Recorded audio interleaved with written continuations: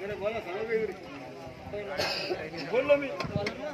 ना डबल आला इकडे. मी जगन वाघमारे, जनसागर नाईट महाराष्ट्र न्यूज चॅनलमध्ये आपलं स्वागत.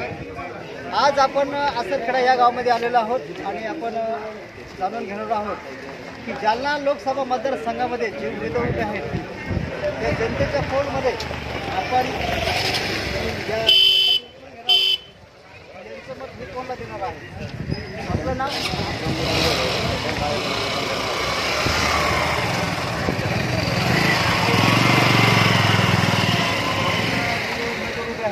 जालना लोकसभा मतदारसंघामध्ये 3 उमेदवार आहेत. एक अपक्ष आहे आणि 2 पक्षाचे आहेत.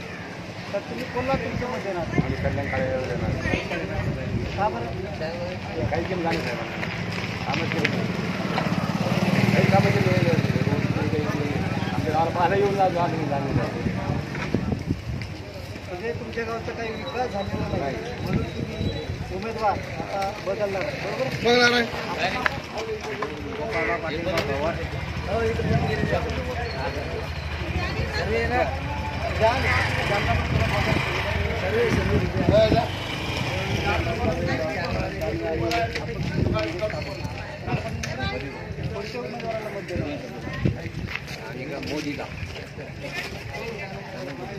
मोदीला मतदान ज्या विकासाच्या मुद्द्यावर समजा तुमचा विकास हा मोदीने ये तुम्ही ये ना आशीर्वाद जिल्हा म्हणून आम्ही मोदीलाच मतदान करतो. राम राम. नमस्कार. आपलं नाव? नांदे कुलकराव भाऊ.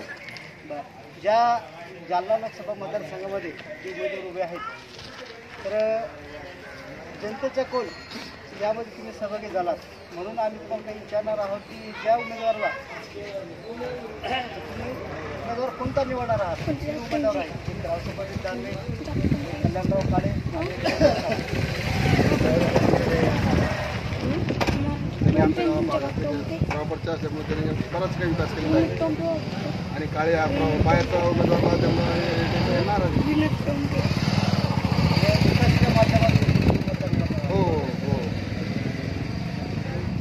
आपलं नाव? त्या जालना लोकसभा मतदारसंघामध्ये आज जे उमेदवार उभे आहेत ते आपल्या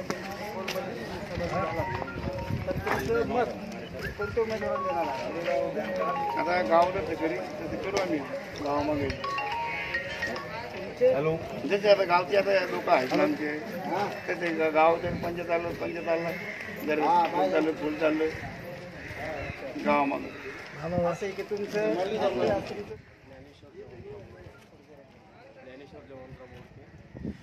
या जालना लोकसभा मतदारसंघामध्ये जे उमेदवार आहेत भाजप पक्षाचे आहेत, काँग्रेस पक्षाचे आहेत आणि एक अपक्ष मंगेश साबळे आहेत. तर आपलं मत हे आपण कोणत्या उमेदवाराला देणार आहात?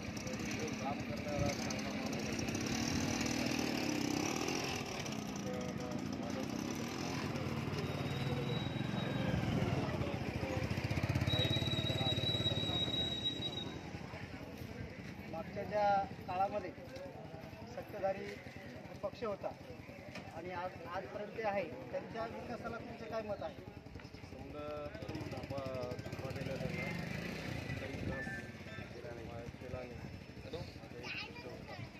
राष्ट्रवादी बोर्ड हे बोर्ड आणि काँग्रेसचे जे बरेच कार्यकर्ते अशा प्रकारच्या म्हणजे ईडीच्या दबावाखाली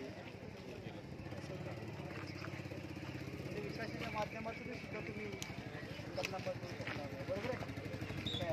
लोकसभा मतदारसंघामध्ये जे उमेदवार उभे आहेत तर आपलं मत आपण कोणाला देणार आहोत? मत जो कामाचं म्हणून तसं त्याला देणार. माणूस चांगलं कामाचं काम करीत असलं त्याला देणार. माणूस पण मतदान करणार. माणूस पाहून.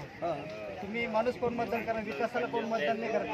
जो विकास करणार आहे तो मग ओळखू देतो ना माणसाला कोण विकास करतो. मग याच्या अगोदर जे उमेदवार होते त्यांनी विकास केलेला नाही का? विकास केला राहिला त्याला मग बरेच विकास झाला त्याने विरोध बी केला त्यानं. अशा कोणत्या समस्या आहे की त्यांनी तुमच्याकडे पाहिलं नाही? बरेचसे समस्या नाही अजून बरेच समस्या आहेत. सांगा ना मग. समस्या सोयाबीनला भाव नाही, कापसाला भाव नाही. शेतकऱ्याकडे काय शेतकऱ्याचं नाव बी नाही कशात. दुधाला भाव नाही, धंदे करा तो त्याला धंदा आत्महत्या चालले, शेतकरी मातीत चालले सगळं. आणि काय करते ते सरकारला सांगेल. ज्याच्यात जो माणूस कामाचा असेल त्याला मग करेल. म्हणजे तुम्ही जे विकास करील त्यांना तुम्ही मतदान करणार आहात, बरोबर आहे?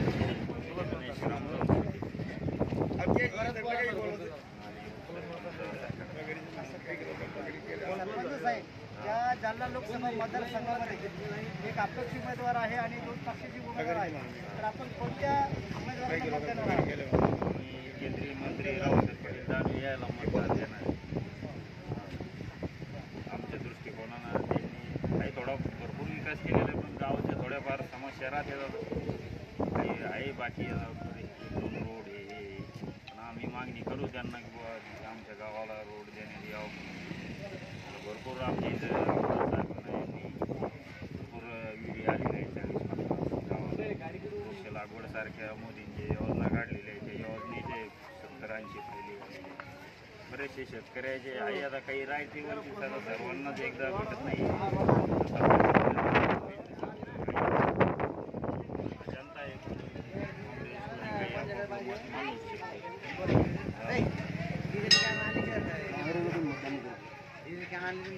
या ठिकाणी आसरकडा या ठिकाणी आपण आलेलो होतो आणि यामध्ये आपण बोलून घेतलेलं आहे की विकासाला मतदान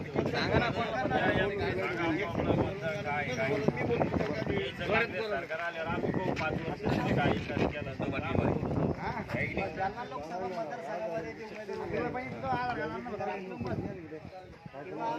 उमेदवार निवडणार आहात. का बरं? आणि याला 25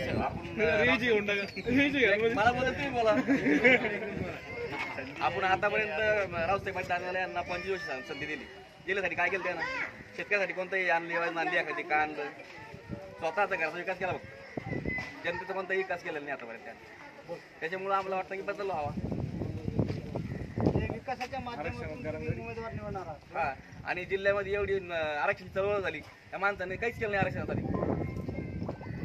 मराठी आरक्षणचा मुद्दा जो तुम्ही उपस्थित केलेला आहे, तर तुम्हाला ह्या सरकारने 10% आरक्षण दिलंय. याच्यावर तुमचं काय मत आहे? 10% हा फक्त दिखावा आहे फक्त इलेक्शन पुरता. टिकू शकत नाही. टिकू शकत नाही आणि नुसतं दाखवलं त्याला गाजर दाखवलेलं आहे. पण हे कोर्टात टिकणारं आरक्षण आहे असं कार्यकर्त्याचं किंवा सरकारचं म्हणणं आहे. तुमचं याच्यावर मत काय? नाही टिकू शकत नाही. म्हणून हा बदल हवा आहे. आणि आपल्या जिल्ह्यामध्ये आणि जिल्ह्याचं नेतृत्व म्हणजे केंद्रात मंत्री आहे आणि केंद्रात मंत्री असताना हा माणसानं की ठामपणे त्या जरांगे पाटलाच्या पाठीमागे व्हायला पाहिजे होतं.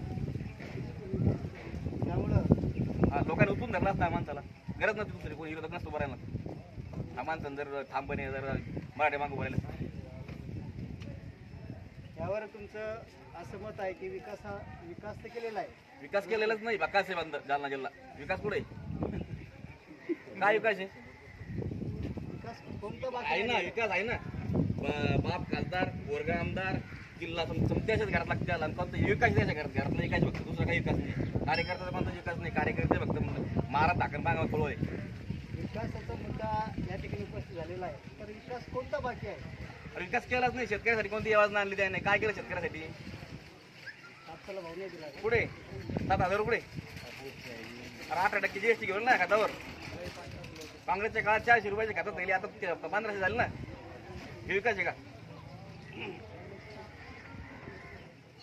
म्हणून विकासाच्या माध्यमातून ज्या सरकारने किंवा सत्ताधारी सरकार आहे यांनी विकास सुद्धा केलेला नाही. म्हणून यांनी हा जो उमेदवार निवडलेला आहे त्याबद्दल बोल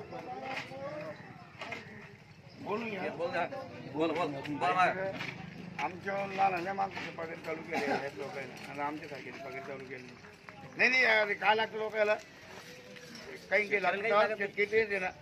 शेतकऱ्याला मागायला भाव असला गरज नाही. कोणतं सरकार येऊ काय येऊ. तुम्ही वयस्कर असून तुम्हाला पगार झाला. आधार कार्ड दाखवतो तुम्हाला. ही समस्या आहे. हां 70-75 हजार आपलं काहीच नाही. आम्हाला शेती साराई पण आता काय होतं की आता आम्हाला कामं होते आता इथून पुढं. तर मग तिथं सर आमची इच्छा आहे की आता आम्हाला काही वगैरे चालू झालं असं आमचा इच्छा आहे. आता तुमच्या पगार करण्यासाठी जे लोकसभा मतदारसंघामध्ये जालना लोकसभा मतदारसंघामध्ये उमेदवार उभे आहेत, तर तुमचं मत कोणत्या उमेदवाराला तुम्ही देणार आहात? भाजपला देणार आहात का काँग्रेसला देणार का अपक्ष उमेदवाराला देणार? आता ते आता त्या बाबतीत घेऊन आम्ही आता काय मग तुम्ही सांगणार आहे? भाजपाला देणार आहे. समाज पाहिजे भाजपाला आहे. हा बरोबर आहे. कसं काही की आम्हाला विरोधी पैसे देते असं काहीतरी आम्हाला भेटू राहिलं आम्हाला समजा. पण जसं आमची इच्छा आहे की आता आम्हाला काय सारं पण आता आमचं हे पोरं सोना आलं की निघेले समजा आम्हाला काम होत नाही, तर मग त्याच्यामुळं आम्हाला समजा त्याला पगारी सुरू करावं आमच्याकडे थोड्याफार का होईना पण जसं पाहिजे. तुम्ही कागदपत्र केलेले आहे का? कागदपत्र बी करेल आम्ही काही.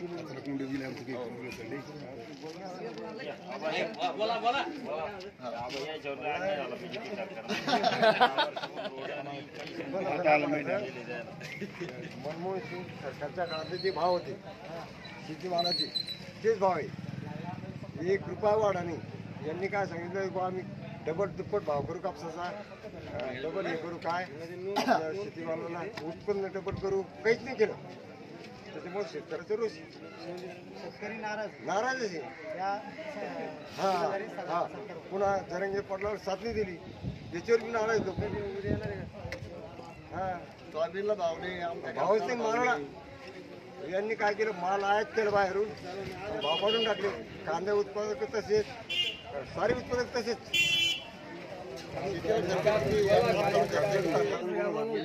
आपल्याला कशाला काही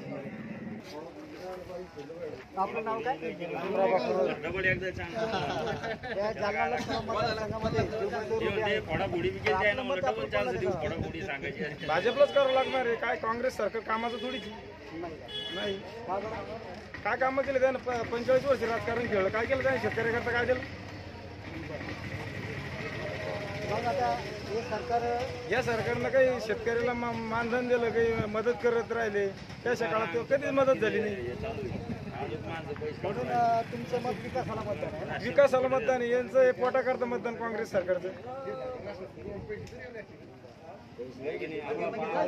भाजपलाच मतदान करणार. विजय गाबाजी बोरान वासकला लोकसभा इलेक्शन संदर्भात सांगण्यात झाल्यास पूर्ण जनता संभ्रमात आहे. कारण मनोज जरांगे पाटील यांनी सांगितलेलं आहे कोणत्याही पक्ष झेंडा आता घेणार नाही. त्याचाच आदर ठेवून आम्ही कोणत्याही पक्षामध्ये आतापर्यंत कोणत्याही सभेला आम्ही गेलेलो नाही. आणि जरांगे पाटलांनी सांगितलेलं आहे ज्याला पाडायचं त्याला एवढ्या ताकदीने पाडा की त्यांना मराठ्यांची ताकद कळली पाहिजे, मराठ्यांच्या मताची किंमत कळली पाहिजे. त्या हिशोबाने सर्व जनतेला माहीत आहे की कोणाला मतदान केलं त्या हिशोबाने जनता मतदान करेल. बरोबर. समजा तुम्हाला हे जालना लोकसभा मतदारसंघामध्ये पक्षाचे 2 उमेदवार आणि एक अपेक्ष उमेदवार आहे, तर तुमचं मत आपण कोणाला देणार आहोत? जरांगे पाटलांनी सांगितल्याप्रमाणे ज्यांना पाडायचं त्यांना जनता बरोबर पाडणार आहे. कारण प्रचंड रोष मराठा समाजाचा आहे. कारण प्रचंड मोर्चे, लाखोचे मोर्चे निघून सुद्धा मराठा समाजाला न्याय मिळाला नाही. त्याच्यामुळे प्रचंड रोष मराठा समाजाचा आहे. आणि पाटलांनी सांगितल्याप्रमाणे कोणत्याही सभेला समाज यावेळी जात नाही आहे. त्यामुळे समाज ठरवलेला आहे कोणाला पाडायचं. आणि पाटलांनी सांगितलेलं आहे ज्यांना पाडायचं त्यांना जोरात पाडा. त्यामुळे जनता त्यांना जोरात पाडणार आहे.